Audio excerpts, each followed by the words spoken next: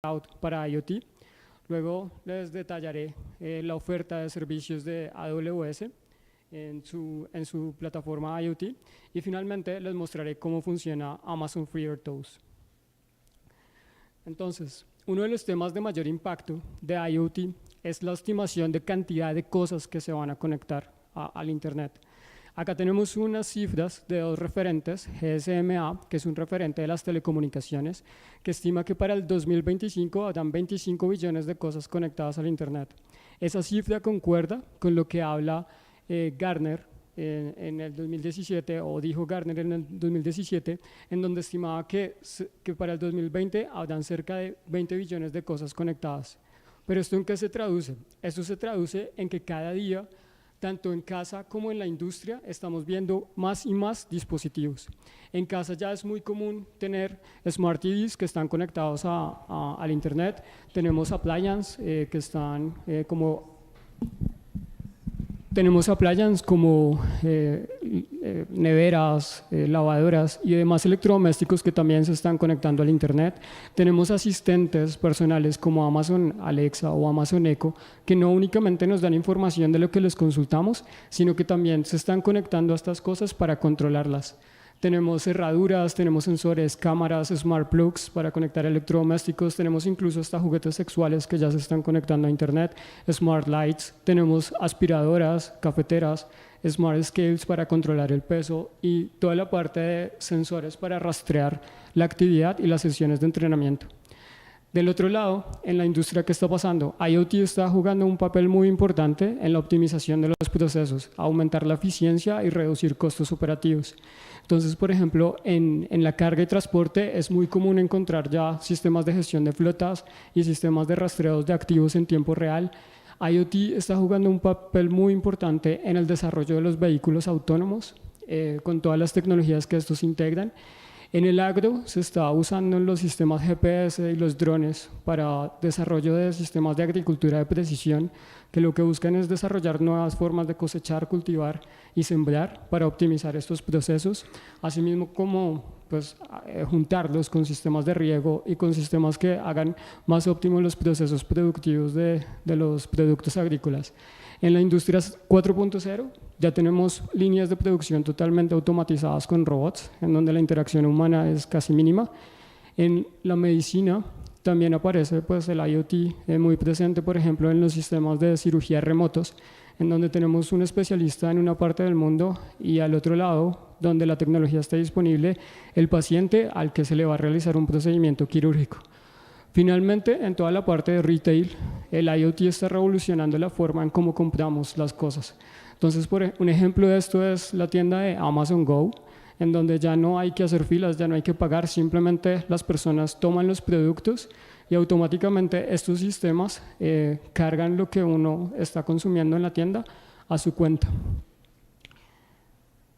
Pero estas soluciones, ¿cómo se articulan? Acá vemos el modelo de referencia de IoT. En la primera capa del modelo aparecen las cosas, es decir, los dispositivos que están conectados al mundo físico a través de sensores y actuadores. Luego tenemos una capa de comunicación que facilita llevar la data desde los dispositivos y hacia los dispositivos hacia las capas superiores. Aparece una tercera capa que es muy importante, el Edge o el Fog Computing, en donde es una capa intermedia de procesamiento. Es en el escenario en que la aplicación debe correrse muy rápido y por costos o por velocidad de la aplicación, la data no debe ir hasta una aplicación, sino que se debe procesar en una capa intermedia. Así se optimiza el proceso. Luego aparece la parte de almacenamiento, la acumulación de los datos. Luego tenemos la abstracción de los datos para darle agregación y acceso para que las aplicaciones que están en la capa inmediatamente posterior puedan generar todo el tema de reportes, analítica y control. Finalmente, en la última capa se da la interacción entre las personas y los negocios de proceso con las cosas. Entonces se conecta toda la cadena de valor de IoT. De este modelo vemos que las capas 4, 5 y 6 son las que se integran en las plataformas cloud para IoT. Es lo que vamos a mirar en este momento. Entonces, de estas plataformas, acá vemos el ecosistema de muchos players que están en este momento en el mercado ofreciendo sus servicios de cloud para IoT, pero ellas principalmente se pueden clasificar en dos grupos: plataformas end-to-end y plataformas para la administración de los dispositivos. Del lado de las plataformas end-to-end tenemos como un ejemplo a Cumulocity, que es de Software AG. Es una plataforma que está pensada para que los usuarios puedan desde conectar sus dispositivos a desarrollar las aplicaciones de negocio. Entonces, los usuarios de este tipo de plataformas van no únicamente a conectar y gestionar sus dispositivos, sino que también van a integrar, por ejemplo, aplicaciones de mapas, gráficas, todo lo que tiene que ver con el negocio, roles y demás. Del otro lado están las aplicaciones para el manejo y la administración de dispositivos, como por ejemplo AWS. Estas aplicaciones están pensadas más en el escenario en que los clientes ya tienen sus propias aplicaciones y lo que quieren es conectarse a las cosas. Entonces, este tipo de plataformas es simplemente como un puente que les facilita toda una serie de elementos como seguridad, gestión, escalabilidad, para que ellos puedan conectar sus aplicaciones a los dispositivos, a las cosas. Hablando precisamente de AWS, vamos a ver acá la oferta de los servicios que ellos tienen en su plataforma actualmente. De este lado están los servicios disponibles en la consola. En esta gráfica que vemos acá se ve cómo se articulan esos servicios. Entonces, en los dispositivos se carga un SDK. La idea es que los dispositivos se conectan al core de IoT de AWS, que está conformado por tres elementos principales: un Message Broker, un Device Shadow y un Rules Engine. Todo eso con una capa transversal de seguridad que es muy importante y es uno de los aspectos de valor que este tipo de plataformas le dan a los usuarios. ¿Cuál es la idea entonces? Que los dispositivos a través de este core se van a conectar al ecosistema de soluciones de AWS. Entonces aquí aparecen, por ejemplo, Dynamo y S3, que son las soluciones de almacenamiento de AWS. Aparece Kinetics, que es la solución de analítica, una de las soluciones de analítica de AWS, y aparecen otras herramientas como Lambda, que es toda la parte de serverless, y SNS para la publicación de eventos. Del otro lado, del lado de las aplicaciones móviles o de las aplicaciones web que el usuario desarrolla, la idea entonces es que usando el SDK él se va a conectar al ecosistema de aplicaciones de AWS para interactuar con la data y la analítica que se ha generado de todo lo que las cosas entregan. En la gráfica de acá abajo vemos cómo se agrupan estos servicios. Entonces, de este lado tenemos los servicios que están orientados a los dispositivos, que son Amazon FreeRTOS y Amazon Greengrass para la parte del Edge. Acá tenemos los servicios de conectividad y los servicios de datos. Así entonces se configura un poco la oferta de servicios de AWS. Entrando ya en detalles a explicar Amazon FreeRTOS. FreeRTOS es una solución, es un sistema operativo de tiempo real para sistemas embebidos, para microcontroladores.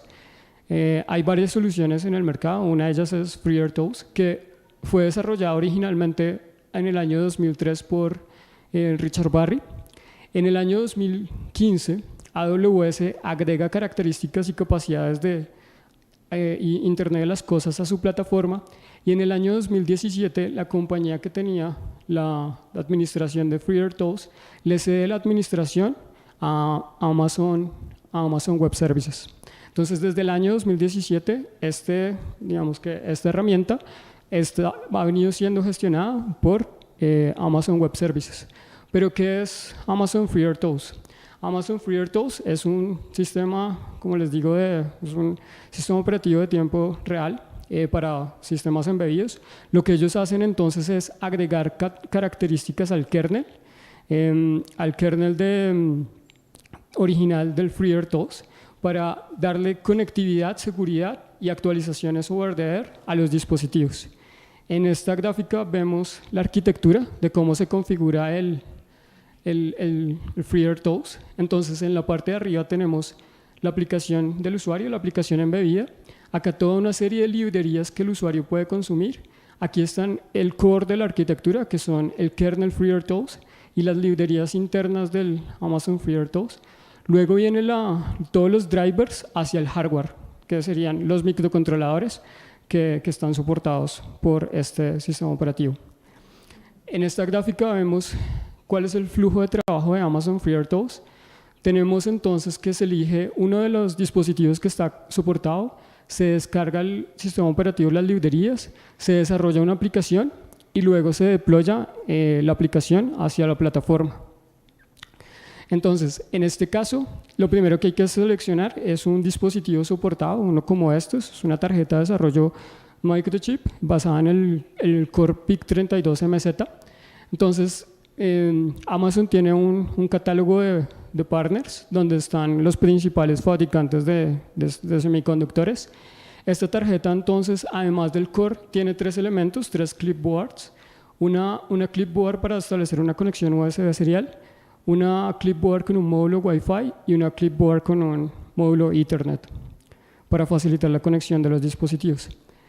El segundo paso es obtener el código. Entonces, del GitHub de Amazon FreeRTOS se descarga el código. En el README están listados los proveedores, digamos que los fabricantes de dispositivos y los recursos para cada uno de ellos. En este caso, por tratarse de Microchip, el ID es MPLAB X y se debe usar un compilador, que es el compilador XC, para microcontroladores de 32 bits. En esta gráfica ya vemos cómo se consolida todo el flujo de trabajo. Entonces, lo primero que hay que hacer es, en la consola de AWS, se crea un usuario. A ese usuario se le asignan dos políticas, la Amazon FreeRTOS Full Access y la AWS IoT Full Access. Luego de eso, en el servicio Amazon FreeRTOS de la consola, se puede usar el asistente para Quick Connect, para conectar un dispositivo. En este caso, pues conectaríamos la tarjeta de desarrollo. Al seguir los pasos de ese asistente, se generan unos archivos con unas credenciales. Esos archivos son archivos .h en los que vamos a agregar el SSID y el password de la red Wi-Fi a la que vamos a conectar el dispositivo. Una vez tengamos eso, agregamos los archivos modificados con las credenciales de AWS a la carpeta de los archivos del proyecto que hemos bajado de GitHub. Usando MPLAB X, compilamos el proyecto y generamos el archivo .hex que lo cargamos en la tarjeta usando el debugger embebido que viene en la tarjeta de desarrollo.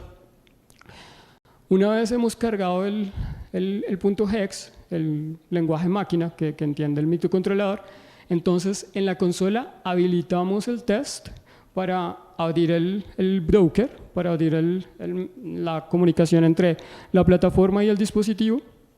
Y aquí lo que vemos entonces es la interacción entre la tarjeta y la plataforma y la información del dashboard, que se ve mucho mejor acá.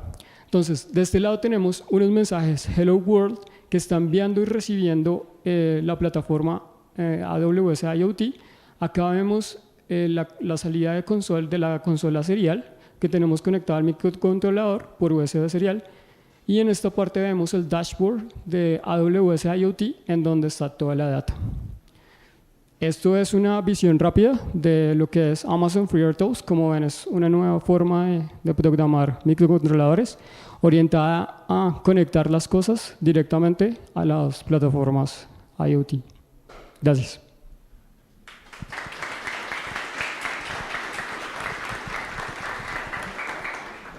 Bueno, muchas gracias, Diego. El tiempo es bastante limitado, pero pues el tema es súper interesante, entonces vamos a permitir solo 2 preguntas si alguien tiene alguna y si no, seguimos con la siguiente charla. Bueno, acá levantaron la mano primero. Vale, me gusta mucho lo que hace Amazon, sin embargo, por ejemplo, en el campo se presenta el caso de que, por ejemplo, la señal Wi-Fi no tiene tanta cobertura. Hay unos aparatos que se llaman, por ejemplo, los LoRaWAN, que tienen hasta 10 kilómetros de distancia que pueden transmitir. También existe la posibilidad de utilizar, por ejemplo, redes 3G. La pregunta del millón es, ¿esos dispositivos de Amazon que estás comentando tendrían algún tipo de compatibilidad con eso o cómo sería esa integración? Sí. Pues, si lo ven, esto es una tarjeta de desarrollo bastante modular. Entonces, la idea es que uno pueda eventualmente reemplazar el módulo Wi-Fi por el módulo de comunicación que se tenga disponible y que el proyecto requiera. Podría ser 3G o podría ser incluso hasta una terminal satelital. Digamos que la idea es que se tiene el FreeRTOS, que es como una serie de librerías que le facilitan al usuario integrar y desarrollar su aplicación. Eventualmente, si hay algún tipo de comunicación que pues, se requiera desarrollar particularmente, es posible integrarlo, no sé, como para un módem satelital, por ejemplo. Entonces, uno puede desarrollar esa librería, ese driver, integrarlo a su aplicación, integrarlo a todo el FreeRTOS, y lo que va a hacer es transparente, porque es simplemente un módulo de comunicación que va a llevar la data que se genera desde el core del sistema operativo. ¿Una más?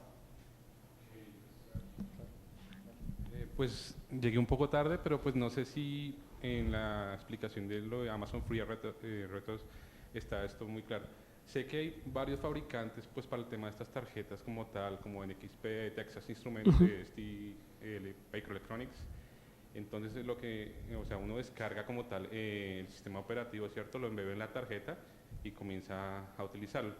O sea, ¿qué posibilidad hay como de, digamos, yo no quiero utilizar esa tarjeta, sino quiero hacer como un producto con ese micro, ¿cierto? Para poder, o sea, tener más funcionalidad, porque de pronto pues la board de desarrollo tiene muchas cosas que de pronto para mi proyecto pues, o sea, sí, claramente. está por encima. Entonces no sé si al escoger un micro, la plataforma como tal me ofrece como los kernels de todos estos microcontroladores para poder escoger, este es compatible, este no es compatible, para poder, sí, o sea, crear el impreso y poder desarrollar mi board y ahí sí tener toda la funcionalidad de Amazon FreeRTOS. Sí, es posible. Digamos que el principio es que ellos están dando unos demos para facilitarle a la gente como el inicio rápido. O sea, como a través de estas tarjetas de desarrollo poder empezar a muy fácil conectar un dispositivo. Pero uno puede tomar el kernel puro y adaptarlo al microcontrolador que uno quiera. Uno de los temas de este kernel es que es agnóstico al chip y al compilador. Entonces, finalmente uno lo podría, obviamente, tomándose el tiempo de trabajar todo el tema de drivers y dispositivos, bajarlo a la tarjeta que quiera, o sea, digamos, para desarrollar su propia aplicación. Entonces, sí es posible. Gracias. Listo, gracias, Diego. Bueno, siguiendo con la línea de tecnologías disruptivas, pues, bueno, una muy conocida es la nube. La siguiente charla está orientada a cómo desarrollar aplicaciones serverless utilizando AWS. Bueno, nos acompaña uno de nuestros flamantes DevOps del estudio de cloud de Globant, con experiencia en AWS y en cuentas como por ejemplo Autodesk. Entonces los dejo con Julián Calle. Bueno, buenas noches para todos, Oscar. Muchas gracias por esa presentación. Muchas gracias de nuevo por estar acá, porque pues, se entiende que en un día como hoy Bogotá se pone terrible, entonces pues solo espero que al final se puede aprender un poquito, entonces pues valga la pena el esfuerzo que se hizo hoy. Entonces bueno, yo antes de arrancar pues yo quisiera contarles una historia que me ocurrió hace poco y que fue uno de los motivos que me impulsó a realizar esta charla. Entonces resulta que yo estaba trabajando y alguien conocido me dice: Julián, ven, ¿tú conoces de alguien que sea desarrollador Java? Entonces pues yo me puse a mirar como entre mis contactos y yo dije, sí, pues tengo varios amigos. Después esa persona me dice, pero esa persona debe saber Docker. Entonces yo empecé como, venga, pero Java, Docker, pues sí, o sea, son tecnologías que se usan mucho, pero es difícil encontrar a alguien que tenga, digamos, esos conocimientos, porque realmente cuando uno es desarrollador, pues se dedica a desarrollar, o cuando uno es cloud o DevOps, pues se dedica a cloud, ¿cierto? Entonces, pues, la persona contándome un poquito de lo que había pasado, pues estaba un poquito preocupada. Me decía que había contratado una persona, un Java developer para su proyecto, pero esa persona, pues, le tocó desplegar algunos contenedores, tenía que correr algunos microservicios, y pues la persona al cabo de 2 semanas, pues dijo, no puedo más. O sea, la persona era muy buena técnicamente en Java, pero encontrar ante el reto de desplegar contenedores, pues fue un poquito duro, ¿sí? Ese impacto de decir, yo soy desarrollador, pero no tengo mucha familiaridad con el tema Linux, con el tema de contenedores, entonces fue un poquito, digamos, tortuoso para la persona, hasta que al final dijo, no puedo con esto, soy muy bueno en Java, pero este proyecto no es para mí. Entonces, pues, al final de la historia, la moraleja es que los desarrolladores deben dedicarse a lo que saben, es decir, a desarrollar. Las personas de cloud deberían dedicarse a lo que saben, que es cloud, infraestructura, administrar sistemas operativos, pues yo sé que eso en la vida real no pasa porque pues a cuántos de nosotros no nos ha tocado siendo cloud, desarrollar, hacer front, hacer back, hacer Excel, hacer actas, nos ha tocado de todo. Yo creo que eso es algo que nos ha pasado a todos, ¿verdad? Entonces, digamos que eso es un poquito el mensaje, la moraleja de esta historia es los desarrolladores que se dediquen a desarrollar, la gente de cloud que se dedique a hacer cloud. Entonces, esa es como una pequeña introducción. Voy a empezar a contarles sobre lo que es esta charla, que es Building Serverless Architectures with AWS. Voy a empezar introduciendo un poquito el término de serverless. Yo sé que no hay mucho tiempo, digamos que no podemos tener un detalle técnico muy específico, no nos podemos poner a lanzar los recursos, no hay el tiempo suficiente. La idea es simplemente que ustedes se den cuenta cuál es la diferencia entre una arquitectura serverless y una arquitectura tradicional. Entonces, pues vamos a ver qué hay para ver. Entonces, esto es un poquito la agenda. Como les digo, vamos a tratar de que sea muy a nivel general. Los conocimientos técnicos no deben ser avanzados, simplemente entender cómo se maneja los servicios virtualizados, cuáles son los conceptos de nube y un poquito de lo que es el desarrollo de aplicaciones, no es más. Un poquito de contexto histórico, simplemente para que nos demos cuenta que esto es una tecnología, es que no me atrevo a decir paradigma porque ya es un poco más allá, pero es algo muy reciente. Entonces el término se acuñó por allá por primera vez en el 2012 y a partir de ese momento ha tenido un impacto grandísimo en lo que son las arquitecturas cloud y en el desarrollo de aplicaciones. Entonces, pues para remarcar, por acá en el 2014, AWS lanza el servicio Lambda, que ya Diego lo mencionó, que es, digamos que la piedra angular de lo que es serverless. Por allá en 2015 lanza API Gateway, que es como la segunda piedra angular de lo que es serverless. Y a partir de eso AWS empieza a orientar todos sus servicios a serverless. Ya les voy a explicar más adelante por qué el interés de AWS en esto. Entonces, llegamos al punto de que en el 2019 sí, digamos que acá lo digo paradigma, pero dentro del contexto de cloud computing. Entonces, de ahí la importancia del concepto. Entonces, serverless, ¿qué es? Sin servidor, ¿sí? Una definición simple. Lo que busca serverless es que yo pueda correr aplicaciones sin necesidad de que yo administre las tradicionales máquinas virtuales, las instancias, de que instale mi sistema operativo, ¿sí? Entonces, lo que busca serverless es que yo como desarrollador no tenga que hacer ese tipo de cosas. Entonces, hay algunas preguntas que surgen, incluso yo cuando empecé en este mundo de serverless, pues fue hace como unos 3 años en una conferencia que dio AWS acá y me decían como, bueno, ¿cómo corren las aplicaciones? O sea, ¿dónde corren si no hay servidor? Uno está acostumbrado a que siempre todo corre en una máquina con un sistema operativo Windows, Linux, pero entonces, ¿dónde corre eso? Entonces, estas aplicaciones serverless sí corren en servidores, pero pues el desarrollador no administra los servidores. Es decir, para el desarrollador eso es transparente. AWS se encarga de hacer todo. Yo como desarrollador me tengo que encargar de que mi código funcione, de que sea bueno y ya, eso es todo. Entonces, digamos que un poquito más en detalle técnico, digamos que las aplicaciones serverless corren en unos contenedores que son sin estado y algo muy importante que son desencadenados por eventos. Este tipo de funciones relacionado con Lambda se conoce como Function as a Service, ya vamos a ver más adelante qué es. Entonces les puse esta tabla solo para ilustrar unos conceptos que de pronto ya muchos hemos escuchado acá, que es el Infrastructure as a Service, Platform as a Service y el que les acabo de introducir, que es Function as a Service. Entonces todo radica en qué administra AWS y qué se encarga de administrar el desarrollador. Entonces, idealmente, pues si todo está en moradito, es decir, el proveedor, quiere decir que mi trabajo como desarrollador es mínimo. ¿Sí? Entonces, el caso típico, yo creo que muchos hemos usado acá máquinas, instancias virtuales, pues yo tengo que correr el sistema operativo, asegurarme que la aplicación corra, todo el tema. Pues en Function as a Service, que es el caso extremo, yo solo tengo que asegurarme de que corra mi función, corra mi código, no tengo que preocuparme por nada más. Esas son las diferencias entre estos 3 conceptos, digamos, importantes. Bueno, ¿ahora qué? Porque digamos que el concepto suena chévere, suena, digamos, innovador, pero ¿por qué yo debo usar serverless? Entonces yo creo que ustedes ya les he venido dando como unas pistas de por qué a mí como desarrollador o como líder del equipo de desarrollo me interesa usar una arquitectura serverless. Entonces hay muchos motivos en general. Acá solo estoy mencionando algunos, pero por ejemplo estoy diciendo que puedo crear aplicaciones modernas con mayor agilidad y menor costo. El costo tiene un asterisco ahí porque todo depende. Ya vamos a ver que, como todo en la vida, todo depende. Entonces, puede ser más barato hacerlo con serverless, puede ser más barato hacerlo con arquitecturas tradicionales. Todo depende a la final.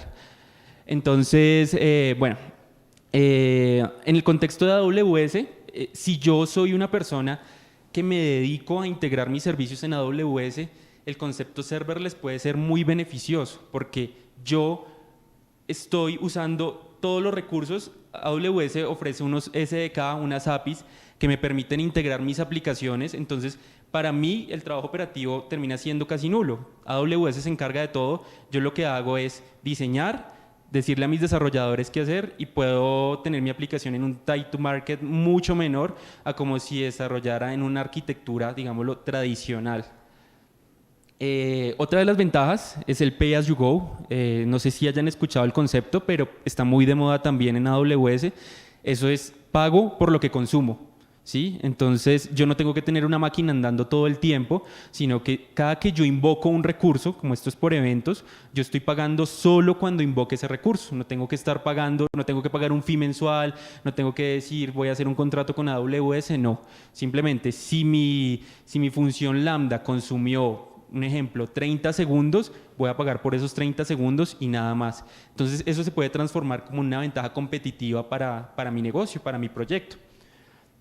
Las aplicaciones se escalan más fácilmente. AWS se encarga de todo. Ya vamos a ver más adelante un poquito los conceptos de alta disponibilidad, de tolerancia a fallos, pero cuando yo soy un arquitecto cloud, yo tengo que asegurar que mi aplicación esté 99.9999% disponible, ¿sí? ¿Eso qué lleva detrás? Que yo tengo que diseñar sistemas con balanceadores de carga, con auto-scaling, tengo que encargarme de cosas que requieren un trabajo, digamos que puede ser engorroso a veces. Entonces serverless se encarga de todo eso, yo no tengo que encargarme de nada, es decir, yo solo tengo que hacer algunos ajustes pero muy pequeños, pero solo con lanzar mi aplicación usando recursos serverless, garantizo que mi aplicación va a tener un SLA del 99.99%, que eso ya de por sí es una ventaja enorme. Acá, resumiendo un poquito la diapositiva anterior, para mí estas son las 5 principales ventajas de usar serverless. Yo creo que ya lo vimos, simplemente era por remarcar que estos son los puntos importantes. Entonces vamos a hacer un overview muy rápido. Diego ya mencionó que en AWS tenemos infinidad de recursos y muchos de esos ya están orientados a ser serverless. Entonces, digamos que fácilmente podríamos dedicarnos toda una charla a hablar sobre Lambda, toda una charla a hablar sobre SNS, pero bueno, vamos a hacer un overview muy rápido y vamos a enfocarlo a lo que queremos mostrar acá. Entonces, pues Lambda, ya he venido hablando sobre eso. Yo en Lambda solo tengo que correr mi código. Estos son los lenguajes que soporta actualmente nativamente Lambda. La tolerancia a fallos y escalabilidad se hace automáticamente, es decir, cuando yo corro mi código en Lambda, mi código automáticamente se corre en muchas zonas de muchas regiones y muchas zonas de disponibilidad. Digamos que la gente que no es muy familiar con Amazon puede sonarle un poquito raro, pero Amazon lo que hace cuando tiene varias zonas de disponibilidad, varias regiones, es que al yo correr mi código, mi aplicación en varias partes alrededor del mundo, yo garantizo que si un data center se cae, mi aplicación va a seguir funcionando, ¿sí? Entonces eso se llama tolerancia a fallos. Lambda lo hace automáticamente, no tengo que hacer nada. Una ventaja para Lambda. Bueno, acá quería de pronto resaltar que, como les decía antes, se ejecuta por eventos, es decir, mi Lambda no se está ejecutando siempre. Tiene que haber unos eventos que la desencadenen, por ejemplo, una llamada a una API, por ejemplo, una escritura en una base de datos, por ejemplo, un mensaje recibido en SNS. un mensaje en una cola. Pueden haber muchos desencadenantes de esta lambda, pero siempre va a ser llamada por eventos. Muy importante tenerlo en cuenta. Bueno, continuando con algunos de los servicios usados para serverless, Diego ya los mencionó también, SNS, SQS. CNS es un servicio de mensajes de tipo Publish Subscribe, lo puede integrar con HTTPS, con email. De hecho, muchas de las aplicaciones modernas están usando SNS para mandar las notificaciones, esas notificaciones que a uno le llegan por la noche, que puede tener un pedido gratis, todo ese tipo de cosas, generalmente las hacen con ese tipo de cosas. Tenemos el SQS, que digamos que es un servicio, se puede llegar a parecer, pero no tanto. Un poquito, el concepto es similar, solo que SQS es un servicio de mensajes de colas y lo mismo. ¿Cuál es la particularidad de estos servicios? Que yo no tengo que administrar nada, simplemente conecto mi aplicación, no hay que desplegar servidores, no hay que desplegar nada, no hay que parchar, no hay que, mejor dicho, no tengo que hacer absolutamente nada. Todo me lo garantiza Amazon. Otros dos servicios, DynamoDB, que es la base de datos no relacional de Amazon. Existen bases de datos no relacionales que de pronto algunos han usado, Cassandra, MongoDB. Hay una que es completamente administrada por AWS, de nuevo. AWS te soluciona escalabilidad, alta disponibilidad, no te tienes que preocupar por nada. Ofrece un SDK enorme que lo puedes conectar con Lambda, con todo lo que quieras. Es decir, está hecho para que simplemente programes, pongas los datos ahí, los consultes, todo está listo. Cognito es un sistema, un recurso un poquito más nuevo, no tan usado, pero está cogiendo mucha fuerza porque está haciendo muy simple los sistemas de autenticación. Entonces yo lo puedo integrar fácilmente con Facebook, con Amazon, con Google y de verdad integrarlo es muy fácil porque antes hacer un sistema de autenticación requería usar de pronto un sistema OAuth 0, configurar muchas cosas. Ahora es muy simple y si mi aplicación está en AWS es más simple todavía. Entonces hay muchas ventajas usando Cognito. De nuevo, nada es administrado por el desarrollador, por el usuario. Todo lo administra AWS. S3 y CloudFront, rápidamente, no quiero hacer énfasis mucho en esto porque pues, no es el tema principal de la charla, pero S3 es un sistema de almacenamiento de objetos, igual que antes, todo administrado por Amazon. CloudFront es un CDN, igual que antes, todo administrado por Amazon. Entonces, yo básicamente puedo montar una aplicación con todos estos recursos que les acabo de mencionar sin lanzar un servidor y sin administrar un servidor.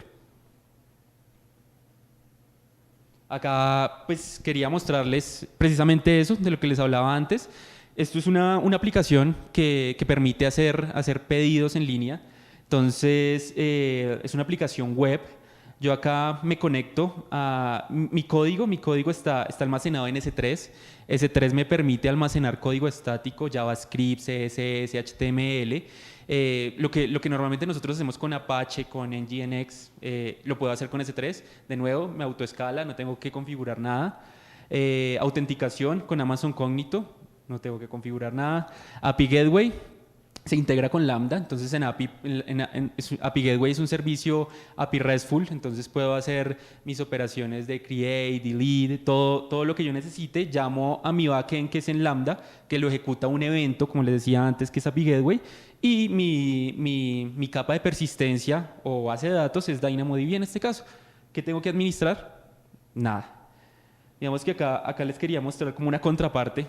Esto es lo que tradicionalmente los arquitectos cloud nos hemos enfrentado, que es hacer aplicaciones con instancias, como se conocen en Amazon, con servidores, pero pues garantizando alta disponibilidad y tolerancia a los fallos. Entonces, ¿yo qué tengo acá? Pues tengo que tener mi capa web, mi capa de aplicación, mi capa de persistencia, pero yo tengo que garantizar siempre que haya un balanceador porque me interesa la alta disponibilidad. Entonces, un balanceador me garantiza que si un servidor está abajo, el otro va a seguir respondiendo, pero entonces también tengo que tener, creo que acá no está explícitamente, pero también tengo que tener mis instancias en diferentes regiones, por lo que les comentaba antes. Si una de las regiones de Amazon, que es un data center, se cae por el motivo que sea, se inundó, lo que sea, mi aplicación tiene que seguir respondiendo como sea. Yo al cliente no le puedo decir, no, es que se me inundó el data center. perdóneme, no, eso no es. Entonces yo siempre tengo que garantizar que mi aplicación esté 99.99% arriba, al menos. Entonces, esto es como una aplicación, una arquitectura tradicional. Acá no tenemos, digamos, el tema de autenticación, digamos que es un poquito más reducida que la anterior. Simplemente es para que nos demos cuenta cuán tedioso puede ser montar la misma aplicación usando una arquitectura tradicional y una arquitectura serverless. Añadan que acá yo tengo que estar constantemente haciéndole parcheo al sistema operativo, actualizando, que no haya vulnerabilidades de seguridad. Todo este tema de cosas que un sysadmin o un cloud engineer debe hacer. Entonces, de ahí la importancia de diferenciar entre las dos. Listo, entonces ya que tenemos como una diferencia entre los dos conceptos, vamos a ver para qué yo puedo usar serverless, porque si algo es cierto, serverless suena muy interesante, suena muy fácil de implementar, pero no lo puedo usar para todo. El reto como ingenieros cloud que tenemos es saber cuándo lo podemos implementar y cuándo no, o por qué no, cuándo mezclar ambas, ¿sí? Entonces, estas son algunas de las aplicaciones que se están usando hoy en día, que son tendencia. Por ejemplo, acá hace referencia un poco a lo que hablaba Diego, Amazon Alexa, se integra muy bien con IoT, porque IoT pues, está muy enfocado a eventos. En general, estas son las aplicaciones. Si se dan cuenta, son tipos de aplicaciones que son disruptivas, como Oscar mencionaba, ¿sí? Precisamente es enfocar una tecnología que es disruptiva a aplicaciones disruptivas. Bueno, vamos a ver acá un poco de unas aplicaciones que ya existen para que nos demos cuenta más o menos cómo funciona. ¿Qué podemos hacer con las aplicaciones serverless? Esto está en la documentación de Amazon, esto es lo que AWS propone que se puede hacer. Entonces vamos a ver rápidamente, por ejemplo, esta aplicación que lo que hace es que es una aplicación del clima que yo almaceno en S3. S3 es el sistema de almacenamiento por objetos. Como les decía, lo puedo usar para hacer hosting de aplicaciones web. Entonces yo almaceno mi aplicación, simplemente tengo que decirle a S3, por favor use este bucket como aplicación web y ya, mi aplicación va a correr, es muy simple. Entonces eso se expone al usuario, digamos que S3 me genera una IP pública, claro, al ser una aplicación web debe tener un acceso público. Entonces, cuando el usuario entra a la aplicación, hace clic en algún lado, automáticamente hace un llamado a API Gateway. API Gateway, como les decía, es un API RESTful totalmente administrado por AWS. Yo puedo hacer mi CRUD, lo que necesite en API Gateway. Y cuando yo llamo a API Gateway, eso genera un evento, es un trigger para Lambda. Y con ese evento, mi Lambda se va a ejecutar y va a hacer lo que yo necesite que haga. En este caso, yo puedo, por ejemplo, tener un código en Python que diga, por favor, vaya, busque en la tabla de DynamoDB el dato que necesita el usuario y devuélvaselo. Como todo está en AWS, los SDK de AWS están hechos para comunicarse entre sí. Yo perfectamente una aplicación de estas sin conocer mucho la puedo hacer en, no sé, en medio día. Pues todo es relativo, de nuevo, pero de verdad, hacerlo de la forma tradicional, con instancias, con sistema operativo, configurando todo, seteando todo manualmente, puede ser un proceso muchísimo más largo que hacerlo de esta forma. Otro ejemplo que tenía para mostrarles es bastante parecido, solo que acá integramos SNS. Entonces es simplemente una aplicación que se asemeja a una red social.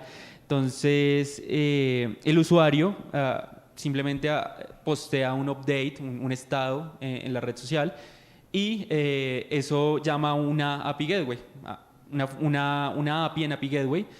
Por lo general, pues si yo estoy llamando a algo, eso va a ser un método POST, pues ya tiene un poquito de detalle, la idea no es tener tanto detalle técnico acá, Pero entonces cuando yo tengo esa llamada a esa API, yo puedo llamar mi Lambda, de nuevo, mi Lambda va a correr el código que yo tenga ahí y finalmente esa Lambda va a llamar un SNS. Un SNS, como les decía, es un tópico que se puede conectar a un servicio HTTPS, que se puede conectar a un email, que se puede conectar a un SMS.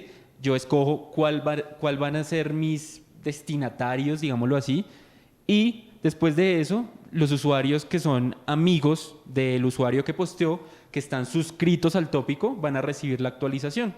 ¿Sí? De nuevo, es bastante simple. Digamos que acá no estamos teniendo en cuenta el tema de front, del diseño como tal de la aplicación de la vista, pero pues digamos que ya vimos que en S3 lo puedo hacer y no requiere un mayor esfuerzo. Otra aplicación, esta me parece muy interesante. El evento ya no es una llamada a una API, como les estaba contando antes, sino que el evento es algo que pasa en el sistema de almacenamiento, en S3. Entonces, la aplicación que pretende, la aplicación es, yo tomo una foto, esa foto automáticamente va a un bucket de S3. Cuando el bucket de S3 detecta que hay una nueva foto, es decir, es el evento siempre va a llamar a la Lambda, mi función Lambda se va a ejecutar y yo en la función Lambda le puedo decir que por favor me modifique la foto como yo quiero. Eso solo se va a ejecutar cuando haya una nueva foto. Entonces es importante acá que yo defina cuáles van a ser mis triggers en Lambda. Muy importante eso. Una última arquitectura, ya para terminar esta parte. Acá hago mención de un servicio que también mencionó Diego. Este servicio está muy de moda en la gente que trabaja con datos. Kinesis lo que me permite es procesar datos en tiempo real y de nuevo es muy integrado con Lambda. Parece que yo estuviera acá vendiendo Lambda, que fuera alguno de los managers de Lambda, pero no. Yo trabajo para Globant, no trabajo para AWS, sino que la idea es que veamos los beneficios que nos ofrece y que de verdad es una tecnología que se está imponiendo. Entonces, de nuevo, mi Amazon Kinesis es el evento. Yo llamo a mi función Lambda y en mi función Lambda yo defino ahora que va a llamar un hashtag que está almacenado en una base de datos. Entonces, de nuevo, la base de datos es mi base de datos no relacional, DynamoDB, que ya les conté antes. El evento es Kinesis y estoy haciendo todo digamos, el backend de mi aplicación sin necesidad de usar un solo servidor. Bueno, ya para terminar, quería dejar como estas reflexiones en el aire. De pronto, sí, yo sé que el serverless se muestra como algo buenísimo, pero de verdad me sirve para todo, porque digamos lo que hace la gente cuando hay un tema en tecnología tan disruptivo es que lo quiere usar sea como sea, ¿sí? No importa si me sirve o no me sirve, sino que lo quiere usar porque pues suena bonito, suena chévere, pero pues es la idea. Entonces pues se trata de plantearnos que si en verdad serverless es superior, por eso lo pongo entre comillas, a las arquitecturas tradicionales, si serverless me sirve para todo, es decir, si es mi salvación para todos los problemas. Y acá esta reflexión me parece importante porque es algo que no mencioné, pero que es importante decir. Yo cuando trabajo en serverless estoy teniendo un nivel de abstracción más alto, porque yo lo que estoy haciendo es que ya no veo mis componentes de la aplicación como el servidor, como elementos tan granulares, sino que para mí Amazon o AWS lo que hace es abstraer toda esa lógica compleja que requiere lanzar servidores y me lo ofrece simplemente como ponga código, láncelo y ya. Pero entonces, ¿qué pasa si yo quiero cambiar de proveedor de nube? ¿Sí? Yo muchas veces cuando yo uso serverless puedo quedar muy atado a lo que me ofrece el proveedor. ¿Qué pasa si yo me quiero cambiar a GCP? ¿O qué pasa si yo me quiero cambiar a Azure, que son los competidores directos de AWS? Va a ser fácil para mí rediseñar la aplicación sabiendo que dependo enteramente de AWS? Entonces son cosas que uno también se debe plantear porque no siempre es pensar qué es lo más fácil, sino también qué es lo más fácil a futuro y qué le puede representar mayor valor agregado a mi negocio y mayor valor agregado a mi proyecto. Entonces es algo que debemos tener en cuenta y ya, no, la conclusión final es algo muy bueno. Lo podemos, es importante que sobre todo la gente que desarrolla, que trabaja en cloud lo sepa. La idea de nuevo es que el desarrollador simplemente se dedique a escribir código, que no se preocupe por lanzar instancias, por saber de contenedores. El desarrollador no tiene que saber eso, que se dedique a lo que en verdad le ofrece valor agregado al proyecto, a la empresa y ya, simplemente que todos los miembros del equipo de desarrollo puedan hacer lo que quieren hacer y lo que son buenos, y en ese orden de ideas la productividad del proyecto va a mejorar. Muchas gracias.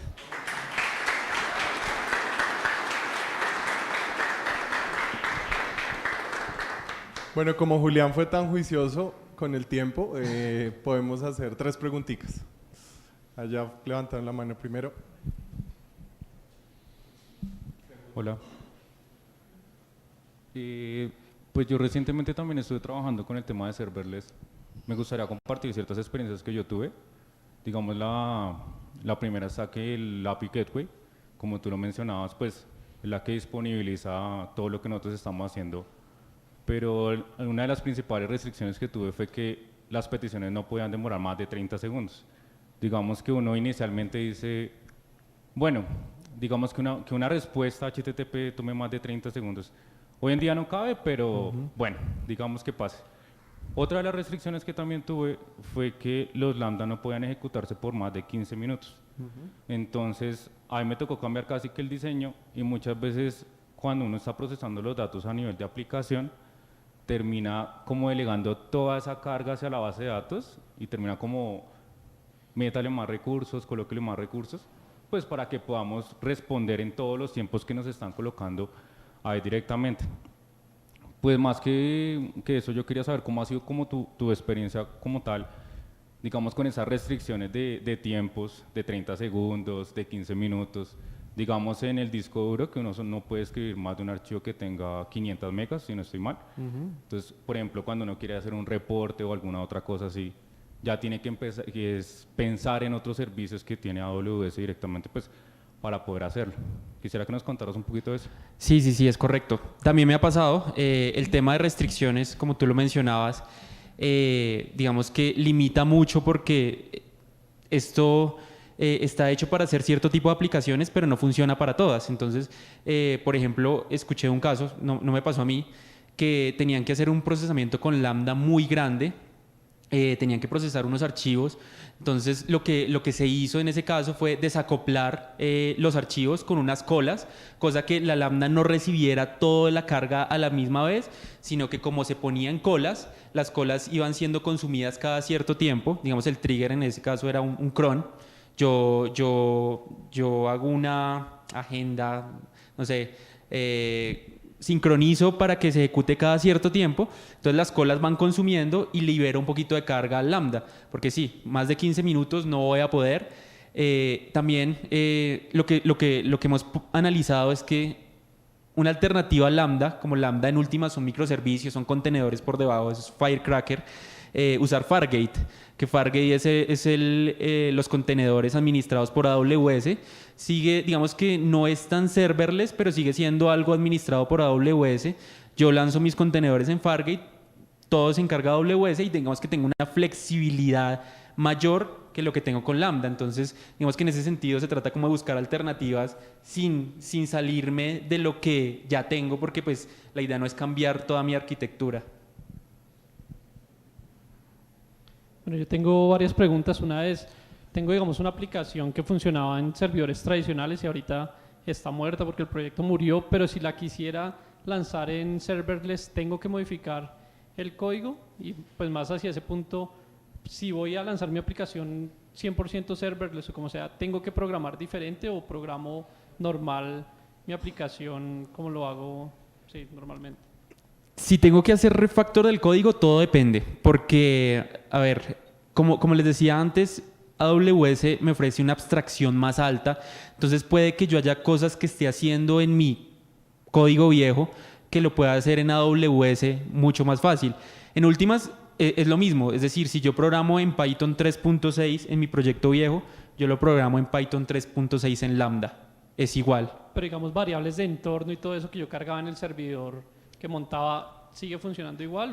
Lambda tiene variables de entorno. Digamos que el storage, pues Lambda tiene un storage, pero la idea es que no se use ese storage para la aplicación, sino que se use los recursos que ofrece AWS. Entonces, en ese caso, S3, o si necesito un EFS, el file share, el EFS. Entonces, la idea es como acomodarlo un poquito a lo que me ofrece AWS. Yo diría que no es tanto como traer el código y ponerlo acá, sino que hay que modificar algunas cosas, pero por ejemplo las variables de entorno se puede hacer en Lambda. Listo, una última y pues igual los expositores van a estar acá, si tienen más preguntas frescos se pueden acercar a ellos, no muerden y les pueden preguntar lo que necesiten. Si hay una más, acá hay una más. Yo he trabajado con Lambda, pero algo que no he hecho es, por ejemplo, ahora mismo tengo una aplicación que yo comercializo, que en realidad es open source, pero pesa alrededor de 3 gigas. La pregunta del millón es, yo sé que ya soporta WSGI, de hecho yo la corro en WSGI y a los clientes no les parece, o sea, no parece que tenga ningún problema. También he hecho el experimento y he logrado correr aplicaciones WSGI sobre Lambda. La pregunta del millón es, o sea, como es una aplicación como te digo, pesa más de 3 gigas, puede estar pesando 4 gigas, ¿eso podría funcionar bien sobre Lambda o...? La verdad, no sé. Sí me ha pasado que tengo restricciones al momento de cargar código muy pesado. ¿Por qué? Porque, a ver, voy a explicar un poquito lo que es Lambda por debajo. Entonces, Lambda por debajo son microservicios que se llama Firecracker, que de hecho ya AWS lo sacó como open source. Entonces, lo que hace ese microservicio es que lanza un contenedor, un microcontenedor, cada vez que yo llamo el evento. Entonces, dependiendo del tamaño de mi código, así va a ser el tiempo que tarde en lanzarse ese microcontenedor. Entonces, entre más pesado sea mi código, más tiempo se va a tardar en lanzarse ese contenedor, ¿sí? Entonces hay estrategias de precalentamiento de Lambda que no son muy efectivas, la verdad, porque en últimas yo cada vez que llamo a esa función Lambda voy a tener que lanzar el mismo contenedor, voy a tener que cargar el mismo código. Entonces, pues, en últimas, si mi código es demasiado pesado, ese tiempo de lanzamiento del microservicio puede llegar a ser muy alto. Nunca he trabajado con volúmenes así de grandes, pero sí estoy seguro que es problemático, precisamente por el funcionamiento que tiene por debajo Lambda.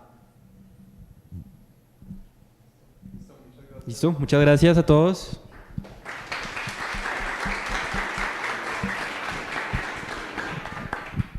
Bueno, todas las aplicaciones, disruptivas o no, siempre tienen una capa UI, ¿no? Y pues lo UI no es solo la parte de diseño, sino también la parte de lógica. Y entre más grande y más compleja la aplicación, pues esta parte también es más compleja. Entonces, bueno, en la siguiente charla vamos a ver un poco sobre esto. Nos acompaña un ingeniero muy apasionado por JavaScript. Comenzó en el mundo front-end y últimamente ha estado enfocado en el mismo lenguaje, pero en back-end también. Entonces, con ustedes, Jonathan Giraldo. A ver, dale, papá.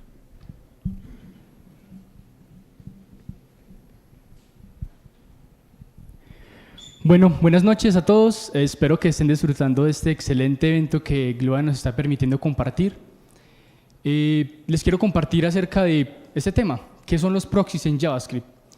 Y para eso les quisiera compartir una historia que me sucedió más o menos hace 2 o 3 años. Estaba programando y tenía un error, así que necesitaba descubrir dónde estaba el error y quise mirar qué había en una variable, qué datos había, qué podía contener, para ver la posible causa de lo que estaba sucediendo. Entonces, me encontré con una imagen parecida a esta. Tenía ciertos campos, edad, compañía, nombre, pero entonces encontré que dentro de esa variable existían como ciertas estructuras, ¿sí? Como ven ahí hay un campo que dice handler, otra parte que dice get, que la parte de get muestras como varios campos más, y así sucesivamente. Empecé a ver muchas cosas que eran desconocidas para mí. Entonces ahí fue donde surgió, digámoslo, esta expresión como, hey, pero ¿qué carajos son esa estructura en JavaScript? Entonces traté como de buscar un poco, y mi primera idea fue, ¿qué sentido tiene complicar más las cosas? ¿Por qué no dejar un objeto tal y como está? ¿Por qué meterle más de esto que hace más complicada la vista? Pero entonces las cosas empezaron a tener un poquito más de sentido. Encontré que en algunos posts decían, no, esto es un interceptador, un middleware. Es que mediante eso nosotros somos los que manejamos el objeto, nosotros manejamos las reglas. Entonces fui a investigar, bueno, ¿qué podría ser un middleware? ¿Qué podría ser un interceptador? Hay muchos ejemplos, ¿cierto? Por ejemplo, este ejemplo que es bastante antiguo, muestra que en la antigua Roma existía un sistema, ¿cierto? Pero existían ciertos ríos, ciertas fuentes de agua. Pero estas fuentes de agua tenían un middleware, que en este caso era un acueducto. Y este acueducto era ese puente que existía entre estos ríos, entre estas fuentes y el Imperio Romano. De esa manera, el agua, que estaba en un entorno mucho más salvaje, podría llegar a los hogares de cada persona en una manera más adecuada. Igual existen otros ejemplos, por ejemplo, los celulares. Nosotros tenemos una llamada y sabemos que esa señal va a una antena, que luego, en términos simples, redirige esa señal a otro punto, que es la persona que nos contesta. Esa antena podría utilizarse para interceptar nuestros mensajes o podría utilizarse para incluso fines no muy correctos, pero el punto es que este punto mediano puede controlar el flujo de estos datos. Entonces busqué en MDN una definición sencilla. Entonces decía, el objeto proxy se usa para definir un comportamiento personalizado para operaciones fundamentales. Entonces pensé, bueno, un comportamiento personalizado para operaciones, pero una operación ya tiene un comportamiento, ¿no? O sea, si yo voy a multiplicar 2 por 2, un ejemplo sencillo, ¿qué comportamiento específico necesita? Es una multiplicación. Si yo voy a sumar, si voy a asignar una variable, si voy a guardar un dato, es una operación muy puntual. ¿Cuál es la razón de definir un comportamiento personalizado? Entonces, tuve que ir a mirar un poquitín más de código, mirar un ejemplo. Entonces encontré algunos snippets, como algunas imágenes en donde mostraban, bueno, tenemos un objeto. Este objeto es una constante, que es de una persona, y esta persona tiene un campo, que es la compañía donde se encuentra, que es Englobant. Pero resulta que cuando yo voy a mostrar esa compañía, lo que me imprime es como, hola, yo trabajo en Globant. Y me pareció extraño, bueno, ¿pero por qué? Si el campo no es ese, el campo es solo el nombre de la compañía. Entonces, encontré otro ejemplo muy interesante que quería compartirles. ¿Qué opinan ustedes? ¿Es esto posible? Podría en un if decir que la edad de una persona es igual a 1 y que la edad de una persona es igual a 2 y entonces pasar este condicional. ¿Qué opinan ustedes? ¿Se puede, no se puede? ¿Es correcto, no es correcto? ¿Es una mentira?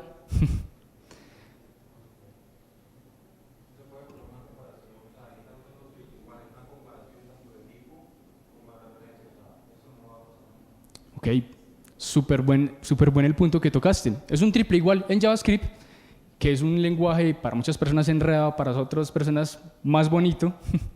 Si utilizas un doble igual y un 1 está entre comillas, eso te va a pasar si el 1 está entre comillas o si no está entre comillas, es un 1. Pero cuando utilizamos el triple igual, decimos, no, es que tiene que ser de tipo numérico y tiene que ser exactamente el 1.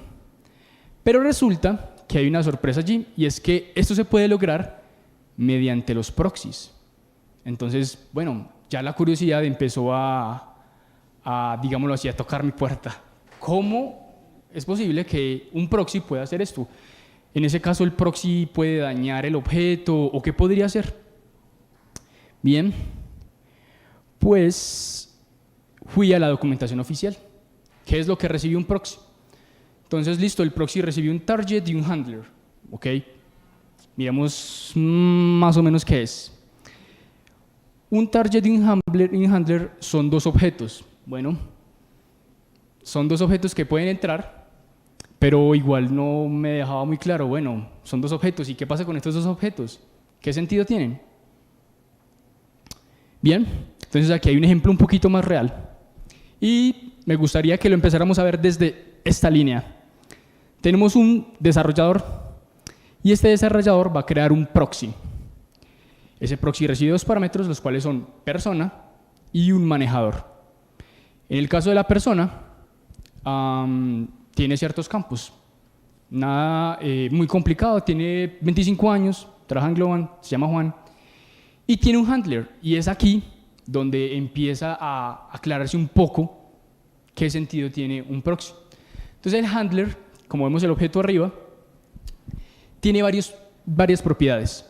Get es una propiedad y get es una función, o sea, esa propiedad es una función. Esa función recibe un target y un name. Entonces, el target es el objeto en sí mismo, ¿sí? Volvamos otra vez. Es un proxy que tiene dos parámetros, un objeto que es la persona y un manejador. Entonces, en este caso, el target vuelve a ser esta persona. Y el name es el nombre de la propiedad que queremos consultar. Entonces, cuando decimos vamos a imprimir developer, age, la edad de ese desarrollador, nosotros mismos la devolvemos. ¿Cómo? El target, que es persona, sub name, que es el nombre de esta propiedad. Aquí tengo un equivalente. Ese target subname equivaldría a un target.age, que es como, bueno, la edad. Simplemente, esta línea es más general, porque igual se pueden consultar varios campos. Bien. Entonces, vamos a construir un proxy, un pequeño ejemplo de cómo podría tratarse el proxy y cómo podríamos darle un mejor valor que solo ello.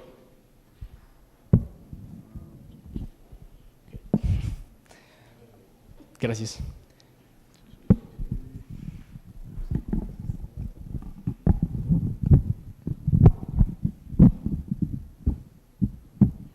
Muchas gracias. Bien, aquí tenemos una pequeña funcionalidad, que es, tengo una persona, tengo un manejador, y al momento de imprimir cualquier propiedad, nos va a devolver un mensaje personalizado, ¿sí? Como ven en la parte console, en la parte derecha dice propiedad, edad, valor 25, ¿sí? Entonces aquí ya vemos como listo, ok. Tenemos un get que nos retorna propiedades y puede retornar. Dale, gracias.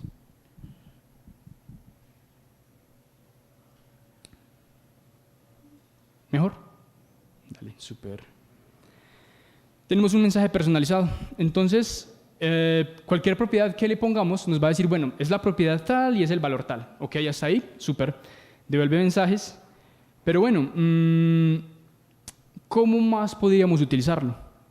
Resulta que nosotros podemos inclusive generar un sentido de privacidad. ¿A qué me refiero con privacidad? ¿Qué tal si dijéramos, no, ¿sabes qué? Es que este objeto lo queremos pasar a otra parte de la aplicación, pero queremos que no nos consulte todos los datos. La verdad, queremos que sean privados. Y solo queremos que nos consulte edad, por ejemplo. En este caso, podemos aquí ingresar lógica a esta función. Entonces decimos, listo, digamos que sí, esta propiedad que viene, en este caso puede ser age, puede ser company, puede ser name, si está en target, por favor, retórnenos el valor de esta propiedad. Pero si no, y afuera del if, entonces vamos a retornar otro mensaje. Vamos a decir, tú no puedes acceder a esta propiedad.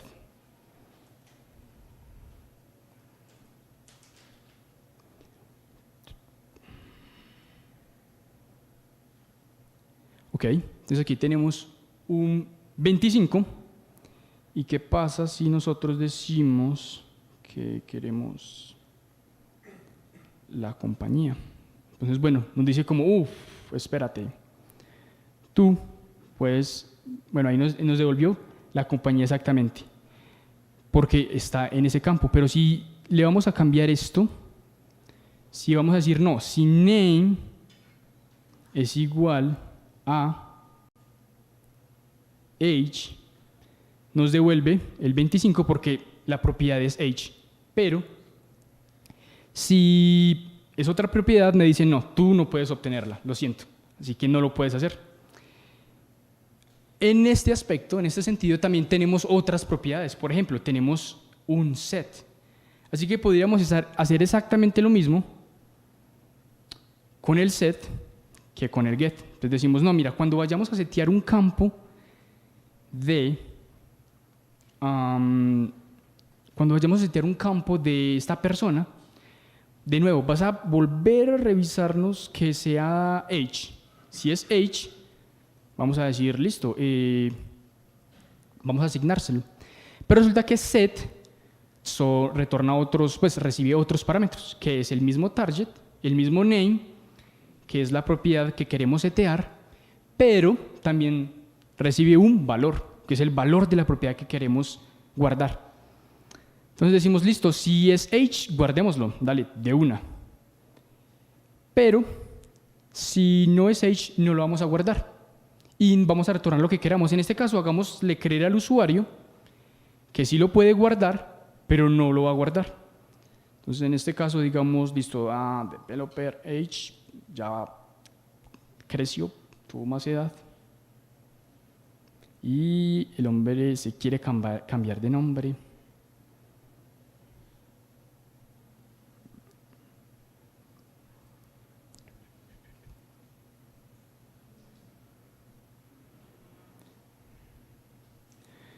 Y hay otro aspecto aquí, vamos a quitarle esta condicional, que es el que nos dice, no, usted solo puede guardar esta propiedad en específico. Entonces, mira, aquí me cambió este valor de la edad y en el nombre no me lo pudo cambiar. Entonces aquí empezamos a ver, ok, nosotros con esto podemos decir, quiero que me accedas a este campo, quiero que no me accedas a este campo, etcétera, con otra lógica que queramos implementar para este objeto. Por último, me gustaría, este código ya es más específico, que voy a pegar por acá. Me gustaría tocarles un tema, para quienes son curiosos es muy interesante. Tenemos un mismo handler muy específico que retorna los datos y los setea normal, pero aquí podemos decir que podemos revocar el acceso. Ejemplo, una persona puede, digamos un programador puede tener acceso a un objeto, pero si ocurre cierta acción, decir, no, ¿sabes qué? Ya no vas a tener los datos de esa persona. Entonces, si vemos aquí, al principio empieza a imprimir los datos de esa persona, pero luego yo aquí utilizo un revoke que lo trae la API de proxy, y en ese instante, cuando intentamos acceder a nuevos valores, ya sea tenerlos o setearlos, me dice, no, lo siento, no puedes realizar esta acción en ese proxy porque ha sido revocada. Asimismo, existen muchas otras maneras de trabajar con las proxy, ya como concluyendo, que se puede eliminar, se puede decir, no, quiero que puedas eliminarme un campo o quiero que no me lo puedas eliminar. Puede llamarse cuando se llaman funciones, pueden contarse las llamadas. En el caso de ahorita, les comparto el reto, ustedes podrían llegar y decir, cada que me consulte tal campo, cámbieme el campo y súmemele 1. Entonces, cuando hizo el .age es igual a 1, ese get lo que hizo fue setearle el age a 2 y cuando lo vuelve a comparar ya es otra vez 2 mediante las proxy. Se podría incluso trabajar con el HTML, que es el Two-Way Data Binding, arrays negativos, etc. Por último, muchas gracias. Comparto pues como el link de un GitHub en donde subí estos ejemplos Y bueno, cualquier duda, estoy atento. Gracias.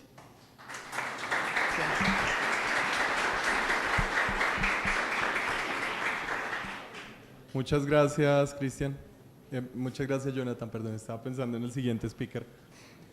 Bueno, vamos a abrir el espacio para 2 preguntitas para seguir con la última charla. Entonces, si alguien tiene alguna pregunta acá, creo que levantarán la mano. En JavaScript existe algo que se llama Define Property, que justamente permite definir propiedades con su setter y su getter. ¿Qué diferencia hay entre el proxy que tú acabas de comentar versus eso? Perdón, ¿me comentaste los getters y los setters de las clases o de otra? Sí, lo puedes hacer también en clases. Sí, de ECMAScript 6, ok. Realmente los getters y los setters de ECMAScript 6 son una manera de emular la programación orientada a objetos con JavaScript. Entonces, defines tus campos y esos getters y setters actúan en esa función. En el caso de los proxies, la idea no es simularte que es programación orientada a objetos, de que tengas que instanciar. La idea con los proxies es que tú puedas colocar las reglas en cuanto a la manera en la que se acceden los datos, en la manera en la que se setean los datos, en la manera en la que puedes tener acceso a esos datos. No tanto desde este paradigma de objetos en donde eso te da ciertas ventajas, como la herencia, por ejemplo. En el caso de proxy se aleja más de ese concepto y lo que hace es que puedas definir reglas específicas para un objeto en específico. No tiene que ver con clases generales ni herencia. Ok, gracias. Muchas gracias. Bueno, ya para cerrar, pues todo este ciclo de charlas muy interesantes, yo creo que muchos de nosotros hemos escuchado hablar de inteligencia artificial, deep learning, machine learning. Bueno, esta última charla nos trae un pedacito de estas tendencias. Vamos a ver cómo construir un modelo de recomendación basado en grafos distribuidos. Entonces, nuestros speakers, está Valentina, que es una Data Architect en Globant, especializada en modelos de Deep Learning o con experiencia en modelos de Deep Learning para biodiversidad en Colombia, y Cristian, que es un ingeniero Python con experiencia en modelos semánticos sensibles al contexto. Listo, entonces los dejo con ellos. Gracias.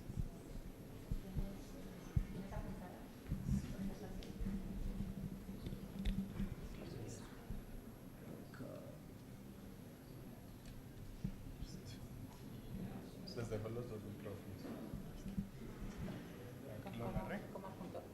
Con este rojito encima es el láser. Él tiene que compartir ahí.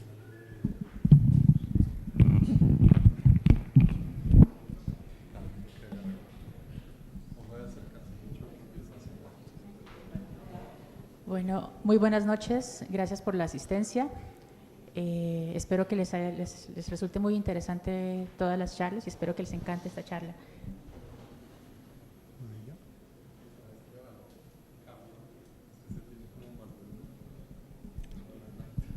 Okay.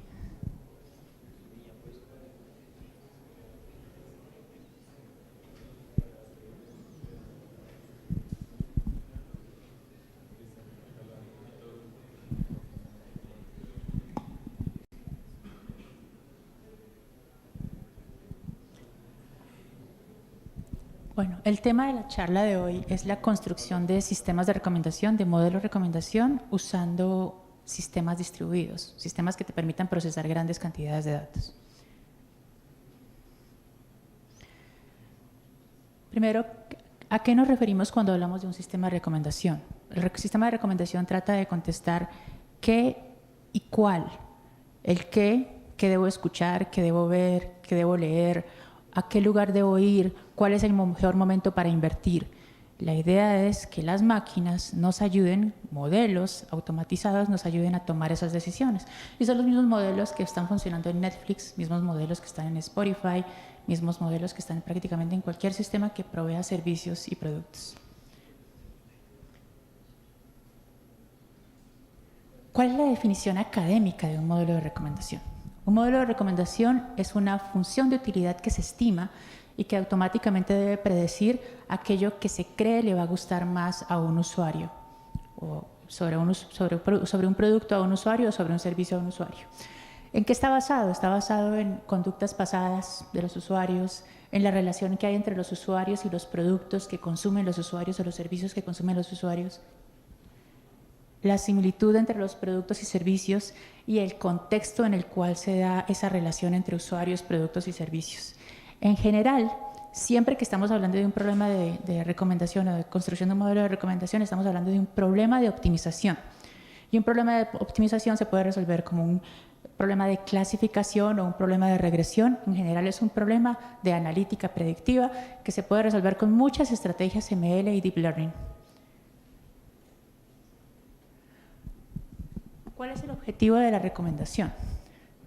Pues depende realmente del contexto y el problema del negocio, pero en general aumentar el número de productos que vendo, asegurarme de vender productos diversos, aquellos productos que la gente no compra, que la gente escuche la música que acaba de salir, que escuche el grupo de rock que casi nadie escucha porque es muy nuevo, poderle sugerir cosas que el usuario, a las cuales el usuario no llegaría naturalmente, o aumentar la fidelidad de los usuarios, acercarlos a lo que yo puedo ofrecer.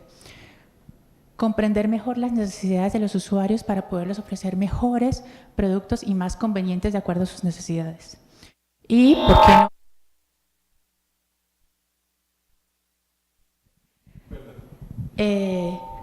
Promover la venta cruzada. Un poco, dado que este usuario vende este producto, tratar de venderle otros productos que no necesariamente están relacionados de forma directa. Por ejemplo, en un supermercado. Ustedes notan que cuando van uno a la caja de pago, ahí están unos productos que ya se sabe, se ha estudiado, que es muy probable sean comprados cuando las personas tienen tiempo libre, están esperando en la fila y se toman el trabajo de empezar a mirar qué hay. Revistas, cuchillas de máquina de afeitar, dulces. Ese tipo de productos se sabe que son los productos que el usuario compraría en ese momento porque son productos que el usuario necesita más tiempo para estudiar la necesidad. Siempre tengan presente que cuando ustedes tienen un problema de recomendación y que van a construir un modelo de recomendación, tienen que pensar cuál es su objetivo de recomendación. Y ese objetivo tienen que definirlo de forma cualitativa. Y a partir de esa definición cualitativa, definir métricas que les permitan evaluar si la recomendación es buena, métricas cuantitativas. ¿Cuáles son las taxonomías que existen para construir modelos de recomendación? Estas son las tres clásicas académicas, pero hay más. Vamos a hablar de estas dos en particular. Filtro colaborativo, que está basado en la relación entre los usuarios y productos. La idea es qué tanto se parece un usuario con otro o qué tanto se parece un producto con otro y a partir de eso recomendar. El otro está basado en contexto. Y el contexto tiene que ver con el contenido o los metadatos asociados al producto o servicio. Por ejemplo, la edad de los usuarios, la región a la que pertenecen o la zona a la que pertenecen, el género, si es un producto, por ejemplo, el color, la categoría, si son películas de drama, de acción, si son historias de terror, por ejemplo. Y el otro está basado en conocimiento. Los modelos basados en conocimiento son sistemas expertos. Normalmente en el mundo real son sistemas como cuando ustedes van a un sitio a hacer una compra y se van con un vendedor o con un asesor y ese asesor, ustedes le dan información. No, mira, es que yo necesito un computador porque voy a estar trabajando en programación, voy a jugar. Ese experto analiza su necesidad, tiene una estructura de conocimiento establecida y a partir de esa estructura hace una recomendación.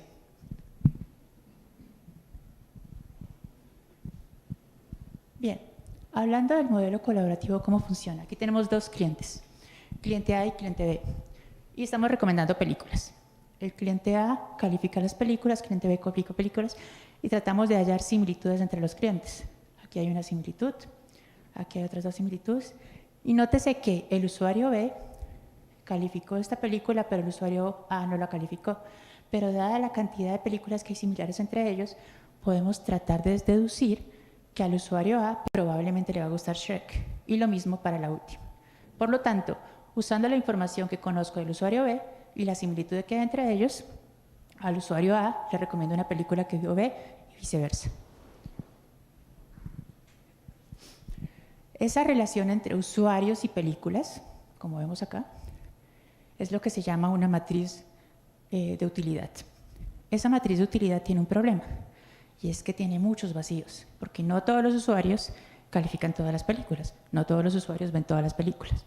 En consecuencia, si tenemos un dataset grande de usuarios contra películas, vamos a encontrar que hay muchos vacíos, hay muchos espacios negritos ahí. Y eso constituye un problema a la hora de construir un modelo de recomendación. Eso se llama el problema de la dispersión de datos. ¿Cómo se resuelve el problema de la dispersión? En general, mediante factorización de matrices, que es un problema de reducción dimensional. Hay muchas formas de hacer reducción dimensional en Machine Learning, en general en estadística. Esta es una de ellas, pero es una muy especial. Esta, ALS, es una que es susceptible de ser procesada de forma distribuida.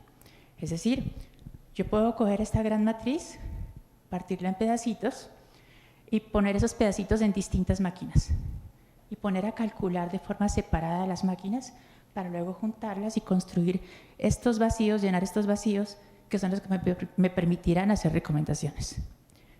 Siguiente. Este algoritmo, de hecho, está soportado por casi todas las plataformas de computación distribuida y se llama ALS, cuadrados mínimos alternantes. ¿Cómo funciona? Voy a hacer una explicación muy rápida porque tiene su complejidad. Básicamente es una función, es un problema de optimización. Ya les dije que casi todos los problemas del sistema de recomendación se reducen a un problema de optimización. Y esto es lo mismo, es una optimización y estoy optimizando el error, reducir el error. ¿Y cómo reduzco el error? Aquí tengo la matriz de utilidad, usuarios contra películas, por ejemplo, y las divido en dos matrices, las de usuarios y las de películas. M es dimensión de usuarios, N es dimensión de películas. Y lo que tengo que hacer es reducir el error. Aquí está el cuadrado, fíjenlo acá, mediante la traspuesta, y aquí está un cálculo de error, el valor conocido, R y J, menos la diferencia de los valores calculados de líneas versus columnas. Y luego a eso le hago una regularización para evitar sobreajuste del modelo. Lo interesante de esto es que se puede hacer distribuido. ¿Cómo? Inicialmente yo pongo unos valores, suponga que comienzo acá, o acá está bien. Pongo unos valores estáticos, dejo quieto a U con esos valores y pruebo con diferentes valores de P. Calculando, dado un U, diferentes valores de P y calculo la diferencia para el costo. Ya se quedó quieto. Y lo mismo puedo hacer luego, dejo quieto P con unos valores establecidos, pueden ser los que acabo de calcular, y empiezo a jugar con valores de U.